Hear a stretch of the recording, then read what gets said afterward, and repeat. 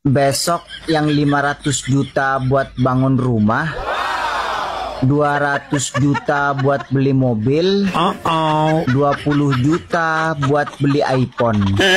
Dan sekarang baru terkumpul 10.000 rupiah.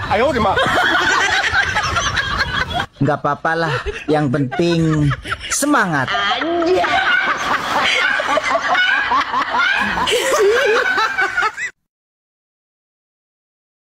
Besok yang 500 juta buat bangun rumah, 200 juta buat beli mobil, 20 juta buat beli iPhone.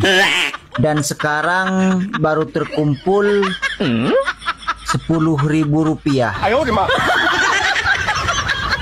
Nggak apa-apalah, yang penting semangat.